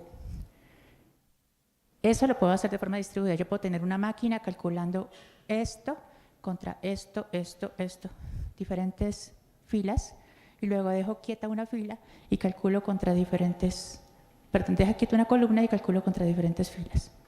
Todo lo puedo hacer distribuido y puede ser computacionalmente muy efectivo. ¿Con qué lo hacemos? Este es un ejemplo de una plataforma para trabajar con computación distribuida, con Spark. Y aquí tenemos la arquitectura, es una arquitectura de alto nivel, porque cada elemento interno tiene su propia arquitectura. Persistencia distribuida, HDFS, o incluso persistencia en servicios cloud, como S3. Luego, una capa de gestión o administración de servicios, todo lo que tiene que ver con coordinar los nodos del clúster para que trabajen en equipo. Luego, la máquina, el core de Spark, que es la que hace los cálculos. Y sobre esa capa tengo un conjunto de librerías para hacer las operaciones. En este caso, nosotros trabajamos con SQL para trabajar con data frames, pero también usamos MLlib, que son librerías de Machine Learning, GraphX, que es para grafos, que ahora lo vamos a ver, y para procesamiento de flujos de datos trabajamos con Streaming. Estas librerías, estas librerías tienen sus respectivos APIs y se pueden programar bien sea con Scala, con Python o con R. Tenemos un ejemplo de un algoritmo ALS de recomendación. Entonces miren lo que hicimos. Cargamos ALS, le decimos cuál es la columna de usuarios, cuál es la columna de ítems, que son las películas, qué es lo que vamos a calificar, que es nuestro factor de característica de calificación, que es el rating, cuál va a ser nuestra estrategia de regularización cuando los datos son vacíos, cuando no hay valores ahí, vamos a hacer un drop, y si vamos a aceptar valores negativos o no. Y luego vamos a definir parámetros de ejecución. Entonces aquí tenemos tenemos, en la primera ejecución vamos a trabajar con 12 factores latentes, una iteración, y vamos a tener como valor de regularización 0.17. En la segunda estos y en la tercera estos. Luego usamos una evaluación por regresión, porque cuando estábamos revisando el cálculo de determinando cómo se calculaba, nosotros dejábamos una fila, poníamos valores en una fila, es decir, en P, y a partir de eso calculábamos U y viceversa. Para hacer eso, esto es una simple regresión, es una regresión simple, y aquí es donde está el evaluador basado en regresión. Y nuestra función de costo está calculada mediante un root mean square error. Luego validamos eso a partir de nuestro estimador, con nuestros parámetros y nuestro evaluador. Y finalmente, entrenamos el modelo, buscamos el mejor valor y hacemos predicciones. Aquí hay un resultado. Miren, el usuario 232 calificó estas películas. Estas son calificaciones reales de ese usuario. De hecho, a ese usuario le gusta Jurassic Park.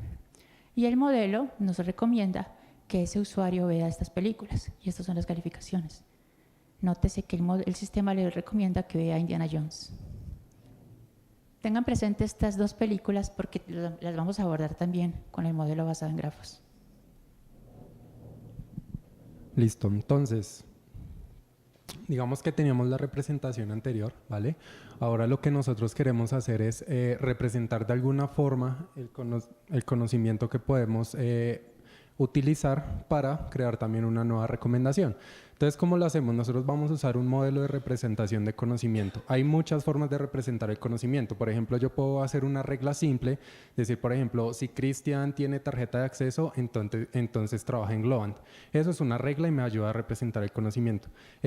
Pero nosotros en este momento vamos a usar uno que es la representación de conocimiento a partir de las redes. Entonces, ¿qué es lo que nosotros estamos haciendo? Estamos representando explícitamente las entidades de un dominio. Entonces, pero ¿cómo la represento? Realmente, ¿qué es lo que represento? Son sus propiedades, ¿vale? Entonces, tenemos las propiedades y también tenemos las relaciones que existen entre esas diferentes entidades. Y realmente un dominio puede ser cualquier cosa. Entonces, yo puedo estar hablando, se ha usado mucho, por ejemplo, para detectar fraudes en comercio electrónico, o puedo usarlo para representar usuarios en bases de datos, para representar películas o para representar entidades en los entornos de IoT. Entonces, realmente se puede aplicar a muchos dominios. Y esto es súper importante también. ¿Por qué? Porque lo que nosotros buscamos es que un experto sea capaz de representar su conocimiento en un sistema. ¿Por qué es importante el experto? Pues él es el que sabe cómo funcionan las cosas, cómo se relacionan y cómo puedo llegar a esa nueva información, ¿vale? Entonces, hay muchas formas de representar el conocimiento a partir de las redes. Por ejemplo, existe el estándar RDF, es un estándar en el cual yo represento la información en tripletas. Ya vamos a ver cómo se usa. O podemos usar las ontologías o los grafos de conocimiento, que es como digamos, un aumento de qué puedo representar a partir de esas tripletas. Entonces, por ejemplo, yo tengo una entidad que se llama Andrea y digo que tiene una relación con la entidad Iván diciendo que Andrea tiene padre Iván. ¿Vale? Esto pues es un ejemplo simple, pero lo que le va a permitir al computador o a una máquina es decir, búsqueme todas las personas que tengan como padre Iván y pues devolverá a todos los hijos. También es importante decir que puedo generar relaciones bidireccionales, entonces también puedo decir que Iván tiene una hija que se llama Andrea y de la misma forma podría buscar los hijos o las hijas que tiene Iván en el momento, ¿vale?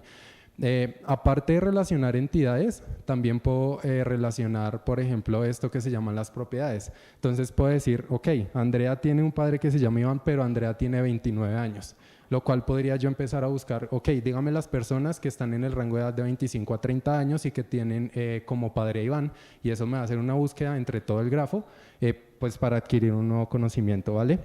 Así es como se va a ver. Entonces tengo diferentes entidades, están relacionadas por unas relaciones que yo definí anteriormente. Entonces, ¿qué es lo que necesito? Primero, ¿qué es lo que realmente me permite hacer un grafo de conocimiento? Describir entidades y las relaciones que tienen, esto ya lo vimos anteriormente, pero también me va a permitir encapsular y relacionar las clases. Entonces, por ejemplo, yo puedo decir que existe un grupo que se llama seres humanos, existe un grupo que se llama animales, y puedo decir que el ser humano come animales. Todos los individuos o todas las entidades que pertenecen al grupo animales significa que pueden ser comidos por un ser humano. Esto es muy importante porque realmente ese conocimiento lo puede empezar a usar una máquina ahora para generar nuevo conocimiento y ayudarnos a nosotros a hacer aplicaciones mucho más inteligentes. También es importante que un grafo de conocimiento me permite representar datos heterogéneos. Es decir, yo puedo usar, como en cualquier base de datos, datos enteros, puedo usar datos de fechas, pero las relaciones también se consideran como un dato y realmente el contexto lo puedo representar porque tengo la información que de alguna u otra forma me está describiendo la situación que vive una entidad. Entonces, esto es muy importante en un sistema de recomendación porque el entorno o la situación de una película son los actores, quienes la dirigieron, cuántos usuarios la han calificado, todo eso se vuelve en contexto y lo puedo empezar a usar para aprovechar la recomendación. También, pues, para los que tienen un poco de conocimiento de técnicas de procesamiento de grafos, pues todas estas técnicas las puedo aplicar. Entonces, por ejemplo, puedo buscar la entidad que más relaciones tiene en todo un grafo, que se convertiría como en la más importante de todo mi dominio, o puedo encontrar las 20 entidades que se relacionan con un concepto en específico. Y pues existen muchas formas de procesamiento de esta información. También lo que puedo hacer es conectar, esto es muy importante porque pues a lo que tiende y el nacimiento del Internet fue poder estructurar alguna forma en la que el conocimiento estuviera distribuido y yo pudiera aprovecharlo desde diferentes fuentes. Cuando yo utilizo los grafos de conocimiento puedo aplicar los principios de los datos abiertos del Linked Open Data, que pues es una estrategia que me permite a mí, por ejemplo, no sé, quiero conectar los datos de los sensores dentro de Globant con los datos de los sensores de la ciudad de Bogotá y los usuarios que existen en Bogotá también. Toda esa información la puedo reunir en un punto y estoy trayendo información desde diferentes fuentes para alimentar un sistema propio y que pues va a ser enriquecido de muchas formas. Entonces, ¿cómo puedo aplicar esto a un sistema de recomendación? Entonces, lo primero es que necesito tener el conocimiento de un experto. Entonces, en el caso de las películas que estamos tratando, tiene que haber alguien que es capaz de decir, ok, la película tiene unos directores, pero el director es un ser humano y un ser humano tiene nombre, tiene apellido y es diferentes cosas que realmente me sirven a mí para generar nuevo conocimiento. Es importante decir que las recomendaciones que yo hago con los sistemas de recomendación de conocimiento son explícitas, es decir, la información, o sea, yo puedo dar como la información de dónde saqué la recomendación, pero también el usuario tiene que de alguna u otra forma empezar a generarme datos de forma explícita, es decir, me gusta este producto, compré este producto y le doy 5 estrellas, así yo puedo empezar a generar nuevas recomendaciones. Y también es muy importante decir que como yo tengo la probabilidad de tener el conocimiento de un experto, necesito pocos datos para hacer que el sistema de recomendación empiece a funcionar, que es el principio del cold start, que luego pues lo vamos a ver después. Entonces, vamos a ver acá un ejemplo.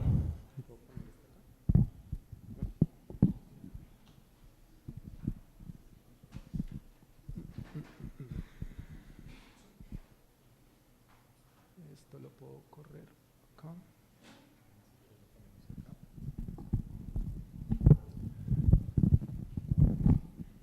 Listo. Entonces, ¿qué es lo que tengo acá? Bueno, en principio, pues yo estoy manejando un motor de grafos de conocimiento que se llama Neo4j. Entonces, pues es muy conocido en la industria. Lo que tengo, pues es todas las entidades ya las tengo cargadas y en principio lo que estoy haciendo es conectarme con esa base de datos y voy a empezar a operar. Entonces, por ejemplo, yo puedo hacer la consulta, pues ya digamos, ahorita les muestro un ejemplo de las consultas que hago, pero puedo decirle, ok, tráigame por favor la información que tiene la película Jurassic Park. Entonces, bueno, esta ya estaba precargada. Puedo decirle también, tráigame las películas que tienen el mismo género que la película Jurassic Park. Entonces, él va a hacer la consulta en el grafo y me va a decir, ok, Avatar está metida entre estas, también tengo Matrix, eso va a depender directamente de cómo se representó la información y cuando yo generé la entidad Jurassic Park, cuál fue el género que le creé, ¿vale? Pero entonces también, por ejemplo, yo puedo hacer unas consultas más interesantes como tráigame todas las películas que fueron dirigidas por el director de Jurassic Park. Entonces yo acabo de encontrar pues el director de Jurassic Park, ¿alguien sabe quién fue? Steven Spielberg, exactamente, y acá vamos a encontrar todas las películas que hizo este señor. Y si se dan cuenta, pues tenemos las películas de Indiana Jones, que corresponde a una de las recomendaciones que nos mostró Valentina con el algoritmo anterior. Entonces yo puedo empezar a jugar realmente con cómo esta información toda se está conectando. Hay mucha exploración, tengo que saber los datos de dónde vienen, pero también es importante saber que con el principio de datos abiertos yo puedo empezar a enriquecer mi modelo. Tengo otro ejemplo, por ejemplo, tráigame las películas de Michael J. Fox, ¿vale? Digamos que sería una consulta muy simple, pero puede decir, muéstreme las películas de los actores que en algún momento compartieron una película con Jay Fox, pero que trabajaron en animación. Entonces él me va a traer de esas películas en las que se trabajó en algún momento, ¿vale? ¿Y eso cómo se va a ver? Cuando pues uno tiene la posibilidad de trabajar con algún sistema de graficación de que me muestre los grafos, yo voy a tener la información de esta forma. Entonces yo puedo hacer exploraciones, digamos esto es lo interesante del Neo4j, yo puedo hacer exploraciones y él me va a mostrar cómo están relacionados las diferentes entidades. Digamos que en este caso no es muy notorio por el tipo de query que estamos haciendo, pero en general uno puede llegar a ver todos los trazos y llegar de un punto a otro a partir del grafo. Digamos que esto es de lo más importante que nos puede ofrecer el sistema. Y realmente las consultas, pues en el caso de Neo4j, son bastante simples, uno puede acostumbrarse a generar estas consultas rápidamente.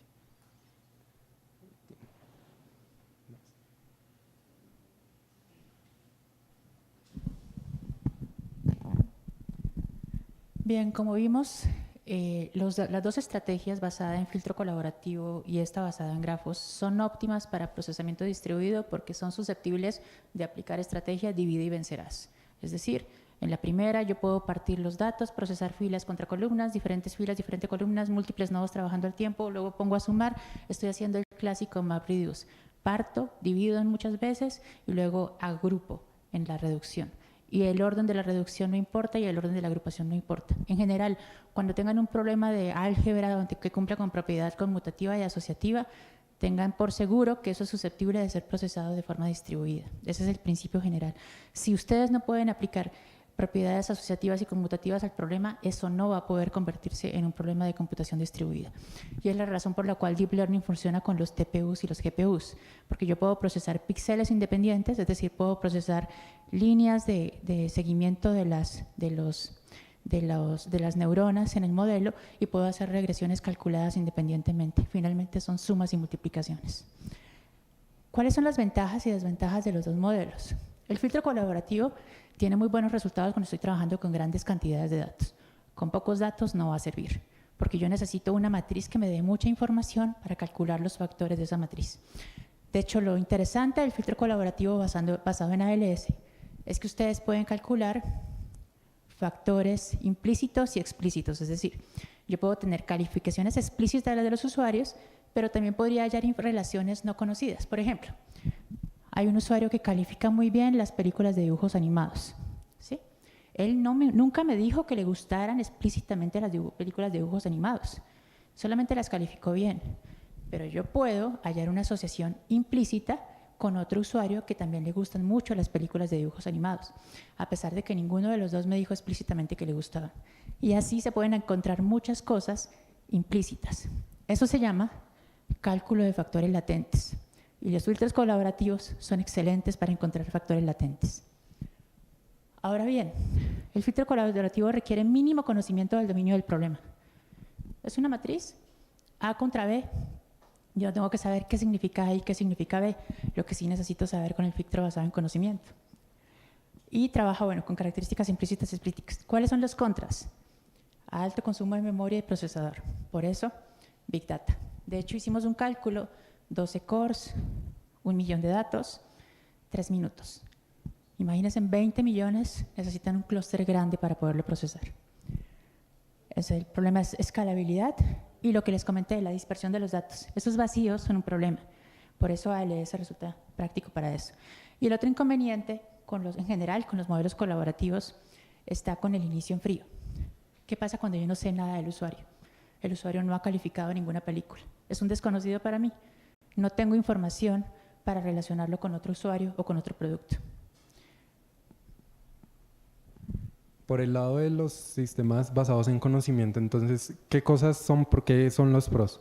Lo primero es que me permite encontrar nuevas relaciones siempre en los grafos, es lo que vimos, ¿vale? Hay cosas que pues un sistema colaborativo puede encontrar, pero nosotros también a partir de las relaciones que existen entre las entidades podemos encontrar información nueva pues que no nos esperábamos en ningún momento. Le podemos decir a un usuario de dónde viene su recomendación. Yo le puedo decir, ok, te estoy mostrando esto porque te gustó Jurassic Park y el director es tal. Entonces, toda esa información puede que haga sentir al usuario más cómodo acerca de por qué le estoy diciendo yo las cosas. Ya hablamos un poco de las diferentes fuentes de información que se vuelven es como algo muy importante si yo quiero hacer un sistema que tenga como enriquecido todo lo que le estoy mostrando al usuario y además que realmente es rápido, ¿vale? O sea, las consultas, digamos, estas consultas que yo estaba haciendo acá fueron en tiempo real. Entonces yo podría hacer recomendaciones si necesito hacerlas algo muy rápido, puedo utilizar este sistema, apoyarme también en el híbrido, en el colaborativo. Y es que de hecho lo que nosotros buscamos es un modelo híbrido que combine digamos, las cosas que se encuentran desde los dos lados, ¿listo? Otro punto importante es que yo puedo empezar a usarlo sin necesidad de entrenarlo. Digamos que acá hay una aclaración que debo hacer y es que la parte de entrenamiento se puede tomar un poco como el modelado del conocimiento, es decir, el tiempo que yo no me demoro entrenando un modelo, tal vez se va a demorar un experto tratando de representar las relaciones y las propiedades de ese grafo y pues de hacer realmente una representación que sea llamativa y que me sirva para mi negocio. Entonces, ¿qué va a pasar? Cuando entre un nuevo usuario, él dice que le gustó una licuadora, ya en el sistema de conocimiento ya hay relaciones con otros productos y yo puedo empezar de una a decirle, mira, tal vez te gustaría comprar este electrodoméstico o alguna cosa así. Entonces, por eso es tan importante.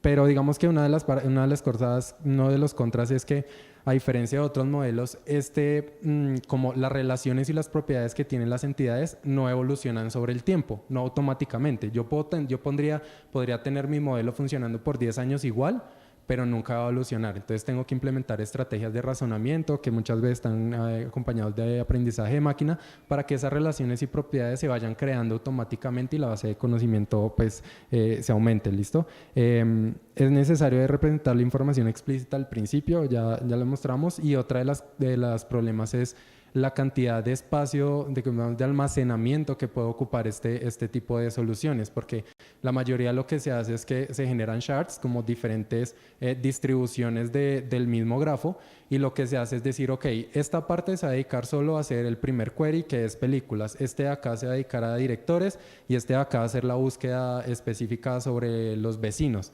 Entonces lo que está pasando es que tengo que duplicar mucha información para lograr que el sistema pueda funcionar rápidamente.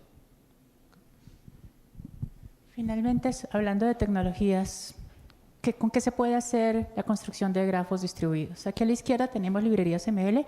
Spark ML fue con lo que hicimos el algoritmo ALS, usando un millón de calificaciones de usuarios a películas. Podrían usar Scikit-learn, que para temas de educación y capacitación es muy bueno, para que experimenten y prueben con datasets pequeños, resulta muy bueno.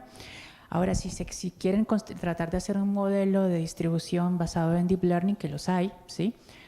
Pensando en tensores, de hecho, las factorizaciones de matrices se podrían hacer a través de tensores y volverlas distribuidas mediante TPUs o GPUs. Podría ser TensorFlow o Keras si quieren. Python, Rexys y Surprise también son muy útiles para temas educativos, para probar, para experimentar. Surprise es Python y trae un conjunto de librerías y algoritmos de similitud preestablecidos, así que pueden probar a ver qué funciona, cómo funcionan. Apache Mahout es la librería ML de Machine Learning de Hadoop. Realmente hoy en día fue como sucedida por Spark ML. No sé si saben, pero Spark a diferencia de Hadoop, es un sistema de computación que puede tener información en memoria, puede hacer cálculos en memoria, y eso le permite hacer órdenes de magnitud más rápido. Ahora, con respecto a la representación del conocimiento, lo pueden representar mediante bases de datos tipo grafo, como Neo4j, pero también se podrían representar con bases de datos tipo tripleta, como Gina.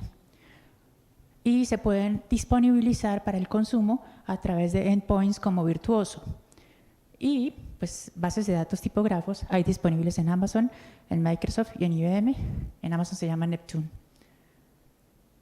Otra cosa importante, si quieren hacer enriquecimiento semántico, es decir, construir un grafo a partir de información disponible en web, el lenguaje para hacer esas consultas es el famoso SparkQL, que no es el mismo Spark que SQL, pero tiene cierta similitud. Finalmente, el mejor modelo de recomendación depende del problema.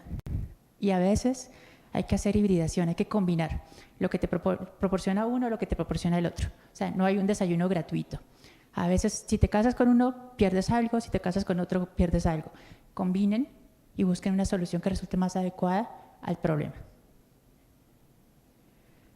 Bueno, muchas gracias. Si tienen preguntas.